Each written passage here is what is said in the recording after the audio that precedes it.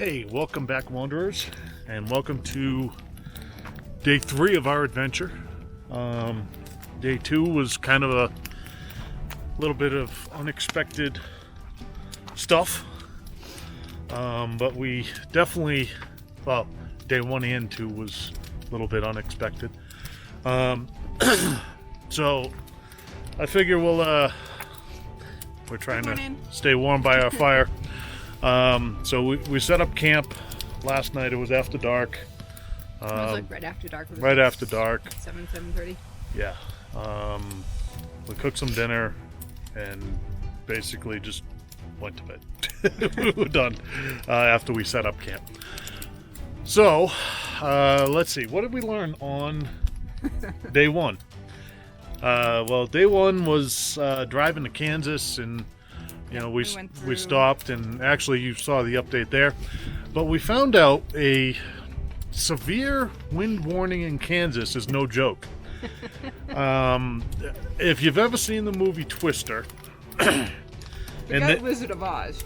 Forget Wizard of Oz. So you ever seen the movie Twister, and there's a scene where they're being sucked up into the middle of the funnel, and they're tied down to a pole. That's what it was like in our tent.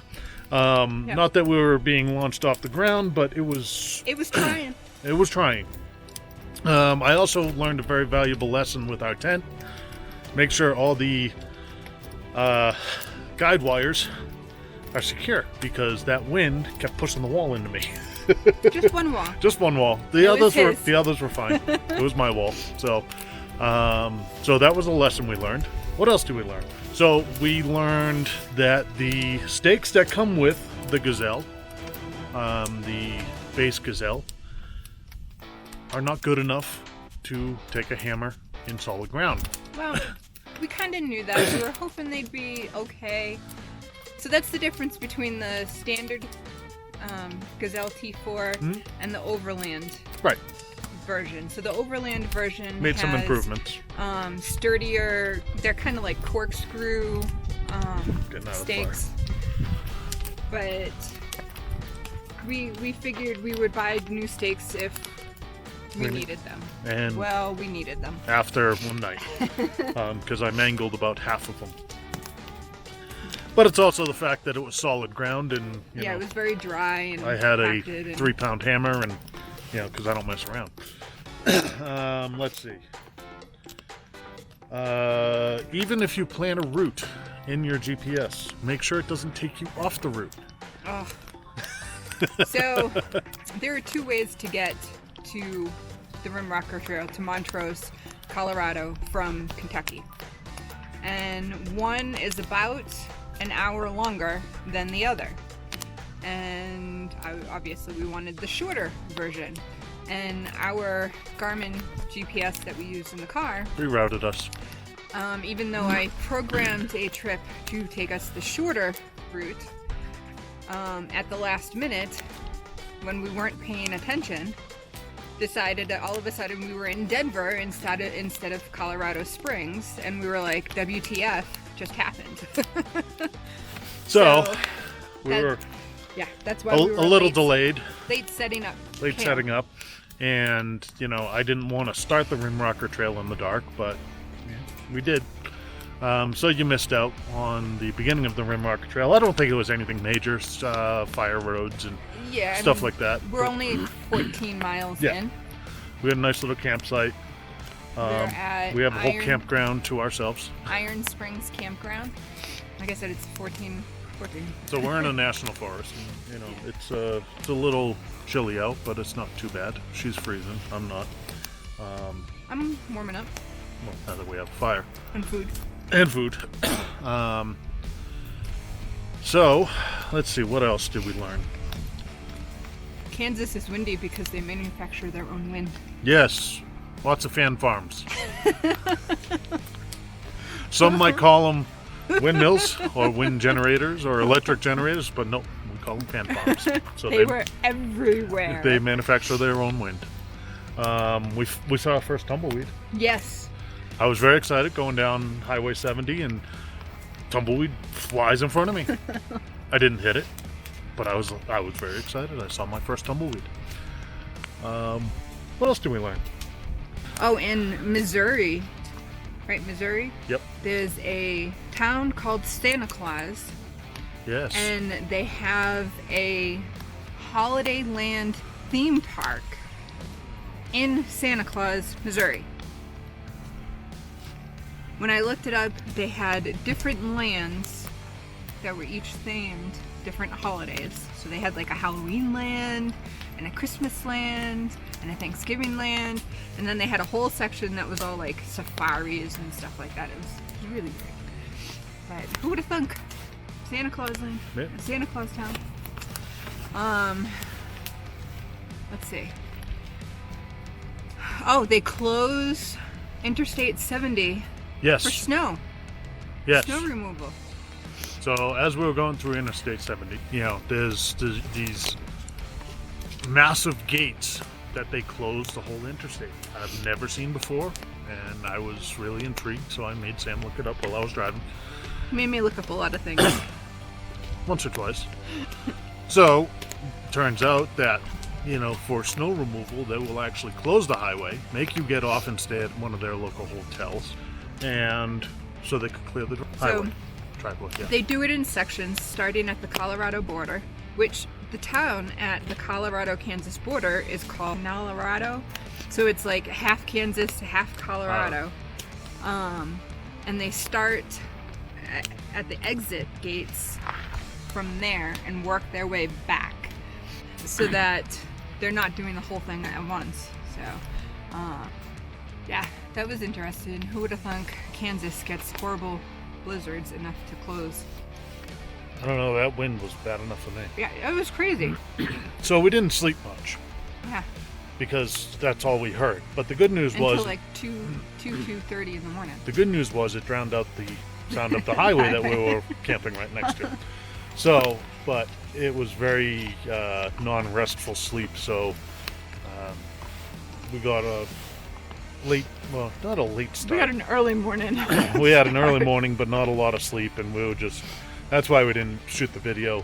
There's a lot of frustrations and overtiredness, and still had a 13-hour ride, and then, you know, turned into a 14-hour ride. So it was an interesting adventure. So while Sam's eating her oatmeal, I myself just made a coffee, which Dean, if you're watching, we got the Adventure Fuel Cup, because this is going to fuel our adventure today. And thank you again for the cup. That's awesome. And we're gonna enjoy the fire and the warm, because it is a bit chilly, probably in the 50s here. Yeah, we'll make sure it's completely out before we go. Of course. And then we'll head on down to The RimRocker. Well, we are on the RimRocker.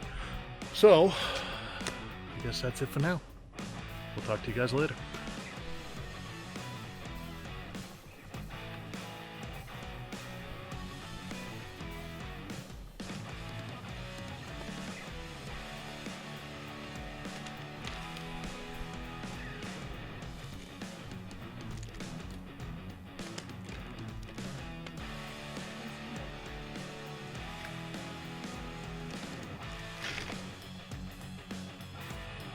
Alright, gonna go for a walk, explore the campground. So over there, we have the facilities. Basically a hole in the wall, or a hole in the floor. A little Christmas tree here. So we found this last night while we were looking for firewood. Not sure why. Well, I don't know why it's here. Someone built a teepee structure. Doesn't look like it would shelter you from much without some more green, but pretty cool nonetheless.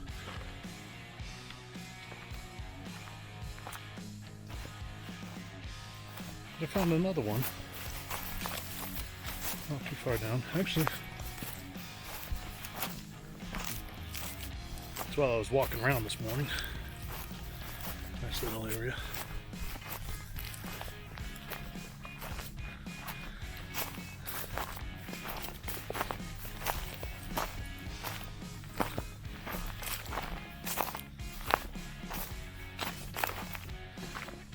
this one I'm coming up on.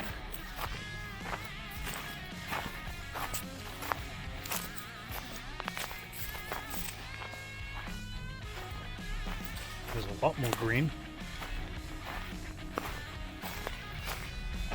They actually made the 2 trees holding it up an entrance. Actually used a couple of boards from a bench and a bunch of trees, making this little shelter.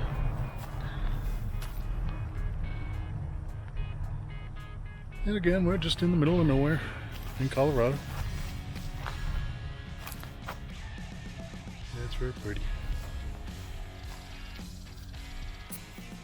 Alright, wanderers. Our fire's out. We're in the car. Time to hit the trail. You're staring at a tree. That's a tree. Aired down the tires, aired up the suspension.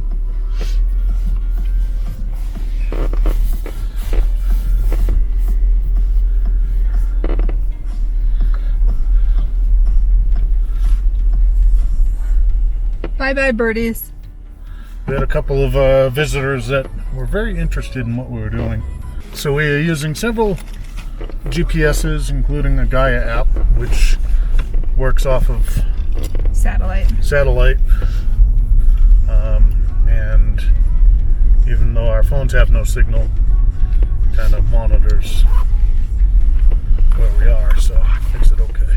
So that's what we're using on the trails on RimRocker. So again, these are more fire roads than off-road trails. I believe off-road trails are later. Yeah.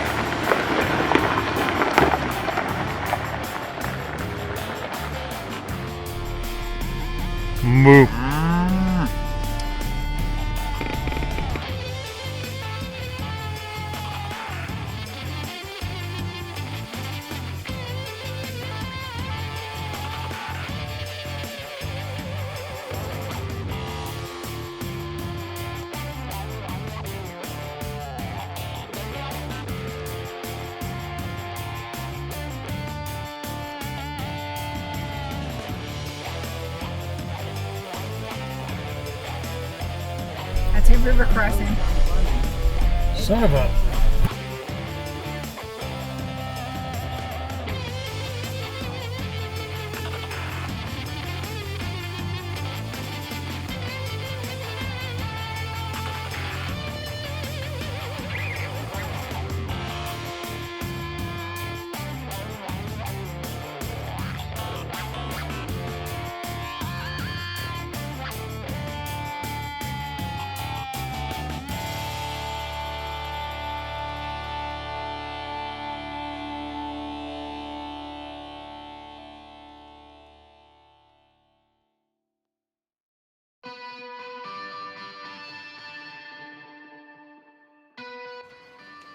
All right, so we are pretty deep in the RimRocker trail, and we came across Rock Raven Mine. So, they used to mine uranium here, which we thought was pretty cool, so we figured we'd do a little video. So here we have it. That is the entrance or exit to Rock Raven Uranium Mine.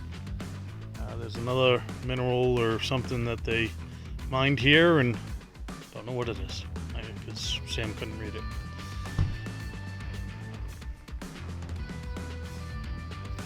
But it's just a little ways off the path, nothing crazy. But I figured we'd stop and show you a mine.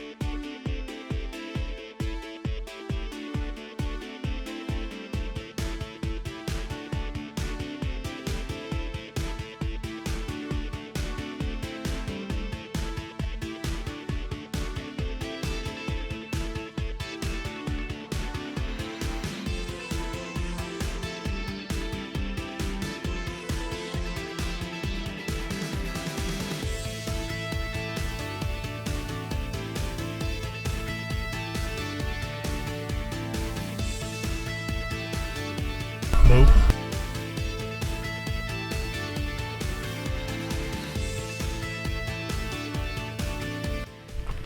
Well, where else would we be except finding something different?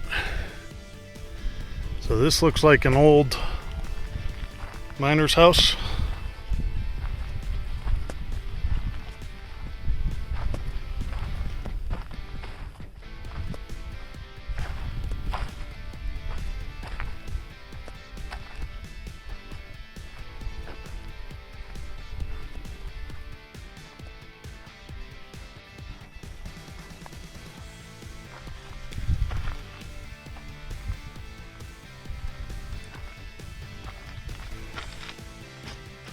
If I find a dead person in here, I'm out.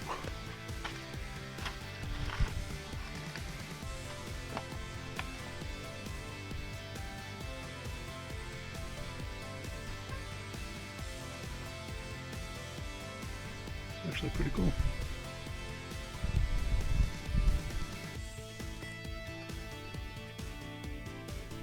Someone was using it to drink.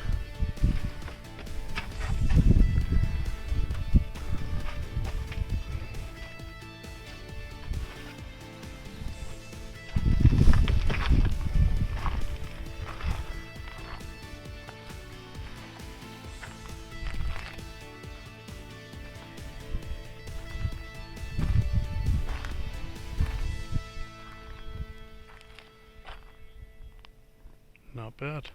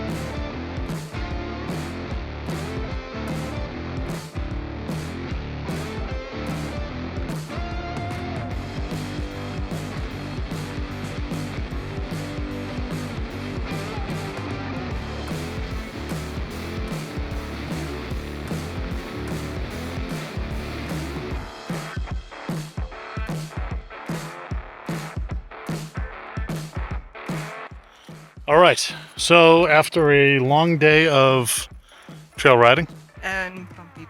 and bumpy, and Dear, a few we might have more visitors. I don't know, we got red dirt, brown dirt, just dirt. She's filthy, but it's an adventure nonetheless. So we found this little trail. Well, Sam found it online and we decided to try to find it in real life. And this is where we're going to camp for the night. And yeah, there's some deer tracks and There were deer out. It was difficult to tell in the dark last night. this is our view that we're gonna have tonight. Not too shabby.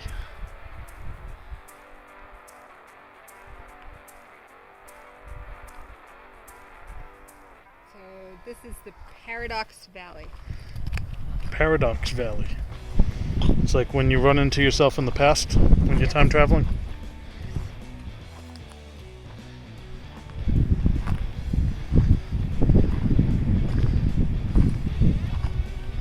Sorry for the wind, but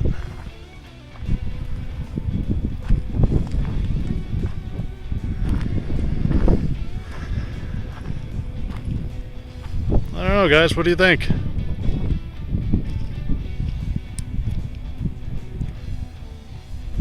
We're going to take some pictures and set up camp.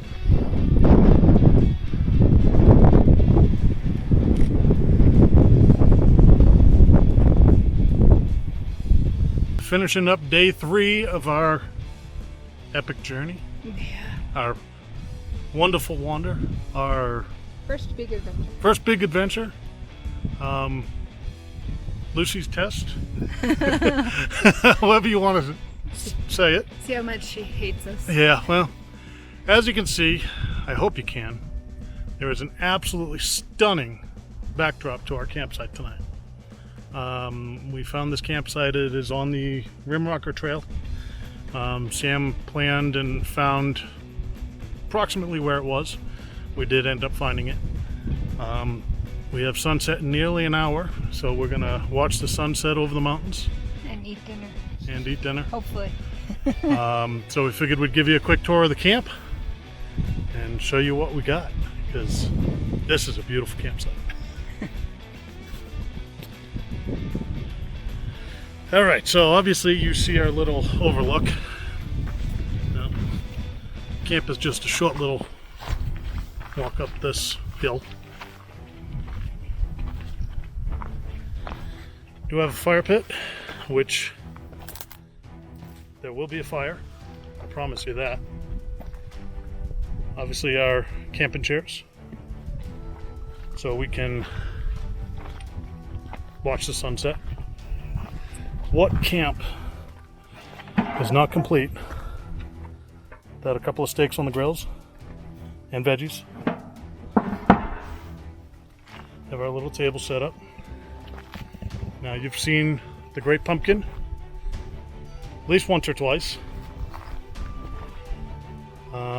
So just want to Open the sleeping bags, but still got to open up the sleeping bags, but got our air bed set, ready to go. I'm gonna do that while you finish that. All right. And obviously Lucy, we're gonna move her out a little bit after we're done cooking. Just wanted to be able to sit and relax. Now I know the biggest thing on everyone's mind is, does Brian poop in the woods? No, Brian does not poop in the woods. Neither does Sam, for that matter. So we got our little toilet out here, or our restroom. Inside we have a portable toilet. It's just nice and easy. As you can tell, we are very much alone. We did see some deer tracks and small cat tracks, so I'm hoping those aren't baby cats with mama cats that are much larger. But nevertheless, we do have a quite impressive campsite tonight. Hope you all enjoyed. Keep watching, keep following. We'll talk to you soon.